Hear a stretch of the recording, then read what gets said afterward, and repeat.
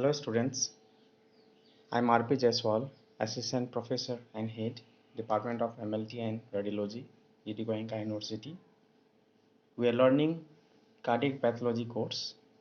Today we learn about general pathology. Introduction to general pathology. Here we know the definition.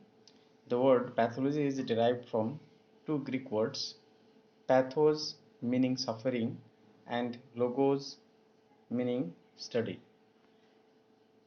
Pathology is a branch of medical science that involves the study and diagnosis of diseases through the examination of surgically removed organs, tissues, biopsy sample, body fluids, and in some cases the whole body, which is called autopsy. So it's related to study of disease. Let's study about history of pathology. Rudolf Virchow from 1821 to 1902 is generally recognized to be the father of microscopic pathology. He is also known as the father of modern pathology, the father of cellular pathology, the founder of modern medicine. Virchow studied diseases which were visible only at cellular level. Basant Ramji Khanolkar, better known as V.R. Khanolkar, was an Indian pathologist. He is often referred to as the father of pathology and medical research in India. His major contributions are epidemiology and understanding of cancer, blood groups, and leprosy. He was born on 13th April 1895, which is currently in Pakistan. He died on 29 October 1978 in Mumbai. He got education from University of London and his award basically Padma Bhushan. Classification of pathology. It's general pathology, systemic pathology, experimental pathology, geographic pathology, medical genetics, molecular pathology. So there are different branches of pathology. Let's discuss about general pathology. General pathology means it's a study of disease. Example, inflammation, cancer, aging. Systemic pathology means study of disease pertaining to the specific organs and body system. It is further divided into surgical pathology, forensic pathology, example autopsy, cytopathology, example exfoliative cytology, FNSE.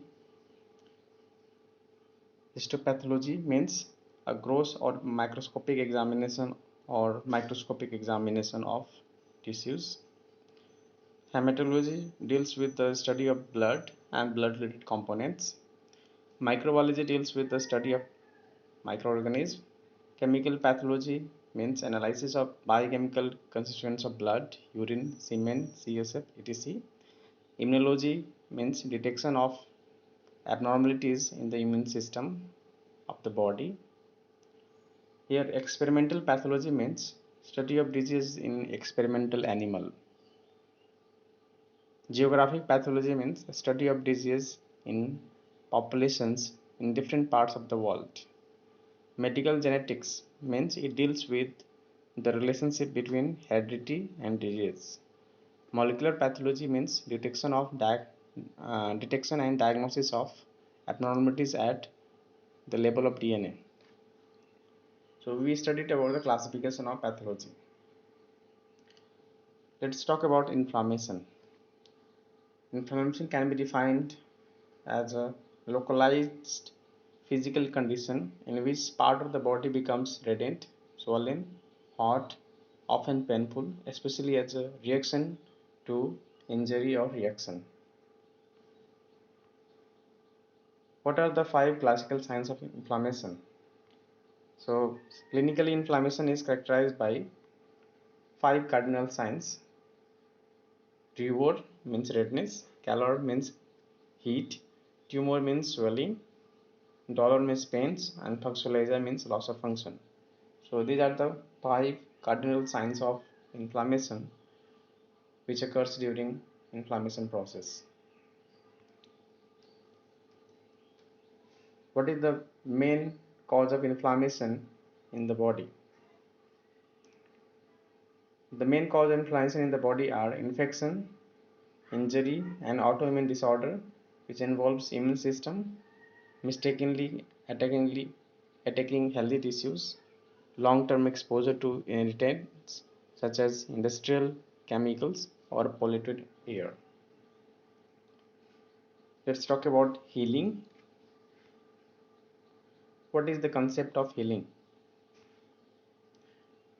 Healing is the process of restoring the health from unbalanced, diseased, damaged, or unvitalized organism.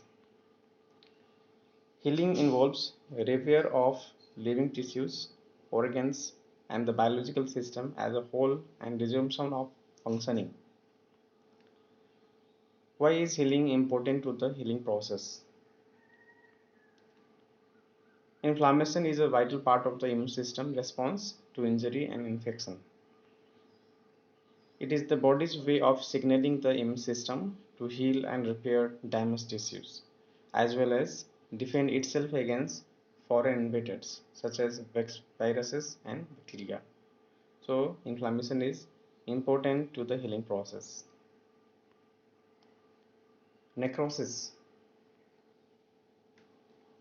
Necrosis, uh, from ancient Greek word, it means death. Necrosis is a form of cell injury which results in the premature death of cells in living tissues. An example of necrosis is when blood flow is cut off to the foot in an accident, the living cells of the foot die. There are many causes of necrosis, such as injury, infection, cancer, infarction, toxins, and inflammation. Does necrotic tissue heal? So let's know about this. Wounds that have necrotic tissue present will not heal. Therefore, removal of devitalized tissue will decrease wound bacterial bioburden and will allow healthy tissue to grow in its place. So we can say that necrotic tissue never heal, it always deteriorate. Does necrotic tissue heal? So we already completed. Infarction, obstruction of the blood supply to an organ or region of tissue, typically by a thrombus or embolus, causing local death of the tissue. That is an infarction. It's like a blockage of blood supply to an organ or any tissues because of the thrombus. Thrombus is something which becomes like a clot in the blood vessels, and this leads to the local death of the tissues which deprived of the blood supply. Can infarct be cured? Yes or no? Let's discuss about this. Cerebral infarction is usually due to arterial occlusion. Prompt treatment with thrombolytic drugs can restore blood flow and improve recovery from an infarct. So we can say yes, we can cure infarction by using some thrombolytic drugs which can restore blood flow. Is infarction reversible? A short period of ischemia causes reversible effects. Ischemia means loss of blood supply. So a short period of ischemia causes reversible effects. The heart cells will be able to recover. But when the episode of ischemia in the heart cell lasts for a longer period of time, heart muscle cells die. This is called heart attack or myocardial infarction. So this reversible process is not possible when there is a long period of time in the heart muscles. But under the short interval of time, it is, we can say it's reversible. What causes infarction? Very important. Infarction is tissue death due to inadequate blood supply to the affected area, as we know. It may be caused by artery blockage, rupture, mechanical compression, or vasoconstriction. So these are the different causes of infarction. The resulting lesion is referred to as an infarct. Is infarction a heart attack? Uh, so a myocardial infarction, also known as MI, is a heart attack. Occurs when blood flow decreases or stops to a part of the heart, causing damage to the heart muscles. The most common symptom is chest pain or discomfort, which may travel into the shoulder, arm, back, neck, or jaw. This is so we can say infarction is a heart attack, which causes muscle damage to the heart. Metaplasia is the transformation of differentiated cell type to another differentiated cell type. Means one differentiated cell will change to another differentiated cell type. So from the Greek word metaplasia, we know that it's a change in form. The change from one type of cell to another may be part of a normal maturation process or caused by some sort of abnormal stimulus. Some other example of metaplasia are the change of the cuboidal columnar transitional epithelium into stratified epithelium due to vitamin A deficiency. And similarly, the change of transitional cells into stratified squamous epithelium due to worm infestation or kidney stones. The change of squamous epithelium into columnar epithelium due to acid reflux. The change of glandular epithelium into squamous epithelium due to the low pH of the vagina. So there are the different stimulus which can change one form of differentiated cell into the other form of the differentiated cell, and this is called metaplasia. Metaplasia generally metaplasia can return to the normal condition when the stimulus is removed. However, some metaplasia conditions such as Barrett esophagus may be precancerous. In addition, metaplasia under addressed for considerable time period can become dysplasia and turn into cancer. So this metaplasia may become dysplasia and again which will become cancer. Does metaplasia mean cancer? So this is what one of the example given. Intestinal metaplasia is believed to be the precancerous lesion that may lead to gastric cancer.